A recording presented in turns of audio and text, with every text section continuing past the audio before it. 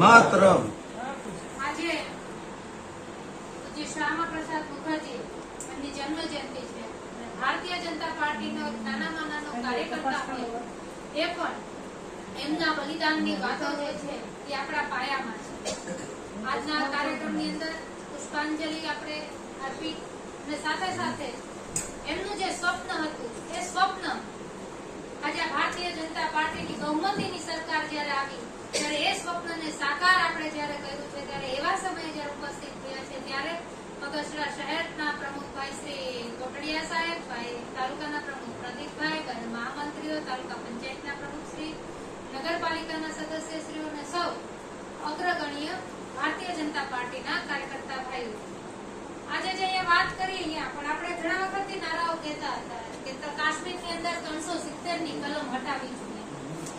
જ્યારે ભારતીય જનતા પાર્ટી ચૂંટણીના એજન્ડા બહાર પાડે એના મેનિફેસ્ટોની અંદર આપણે સૌથી પહેલા એમ કહેતા હતા કે અમે આવીશું, અમારી બહુમતી થશે એટલે અમે 370 ની કલમ હટાવીશું અને અમે અયોધ્યામાં રામ મંદિર બનાવશું. આ બે મેનિફેસ્ટોની અંદર આપણે કાયમ માટે લખતા હતા અને આપણને અટલજીને પણ એવો ભરોસો હતો કે એક દિવસ આપણી સરકાર બહુમતીથી આવશે અને આ સપનાઓ છે એ સાકાર થશે.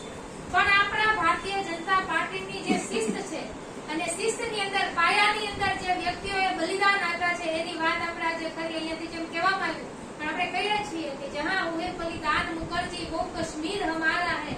ભારતીય જનતા પાર્ટીનો નારો હતો કે જહાં હુએ બલિદાન મુખર્જી વો કશ્મીર હમારા હૈ, વો કશ્મીર હમારા હૈ, વો સારે કા સારા હૈ. એક દેશની અંદર બે વિધાન ન ચાલે, બે સંવિધાન ન ચાલે એના માટેની વાત આ કરતા હતા. એની સાથે સાથે શ્યામા પ્રસાદ મુખર્જી ત્યારે એમ કીધું હતું કે એક દેશમાં બે વિધાન ન ચાલે, બે પ્રધાન ન ચાલે અને બે નિશાન ન ચાલે. અને આ સ્થિતિની અંદર આપણે બધાને ખબર છે, આપણી ભાષાની અંદર વાત કરીએ, કલમોની ભાષાની અંદર વાત ન કરતા વખતે કે આમાં આપણે બે ચાર જણા તો લગભગ આપણી ભાષામાં એમ સમજીએ કે ભાઈ કાશ્મીરની અંદર 370 કલમ હટાવી શા માટે પડી, શું એમાં શું વાંધો હતો. તો એની અંદર જે આપણને જે તકલીફો પડતી હતી કે ભાઈ ભારતની સાથે ભારતનું એક મુકુટ કહી શકાય એવું આપણું કાશ્મીર જે છે એ કાશ્મીર એટલે કે દુનિયાનું સ્વર્ગ છે અને એ સ્વર્ગની અંદર ભારતની કોઈ કાનૂન લાગુ ના પડે, ભારતની કોઈ વ્યક્તિ છે અને ત્યાંનું નાગરિકત્વ ન મળે, ત્યાં આપણી ચૂંટણી ન થઈ શકે, ત્યાં આપણે ત્યાં જઈને કોઈ જમીન કે કઈ લેવી હોય પ્રોપર્ટી તો આપણે ખરીદી ન શકીએ.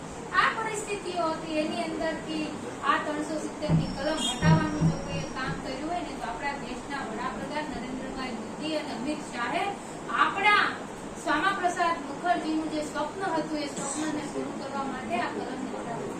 કોણ હતા શ્યામા પ્રસાદ મુખર્જી? એની અંદર કેવી કુશળતા હતી, એની અંદર કેવી આવડત હતી? પોતે શિક્ષણ શાસ્ત્રી હતા અને શિક્ષણ શાસ્ત્રીની અંદર એમ માનો તમે કે 35 વર્ષની ઉંમરની અંદર તો એ ઉપકુલપતિ થઈ ગયા હતા અને એની એટલી બધી એનું નોલેજ હતું અને એ નોલેજની અંદર એમને સતત ને સતત એમાં માર્ગદર્શન આપતા રહ્યા હતા અને એને ખાલી શિક્ષણ છે તો પુસ્તકીય જ્ઞાન ન રહે પણ એની અંદર તમામ પ્રકારનો સર્વાંગી વિકાસ થાય એની માટેની ચિંતા છે.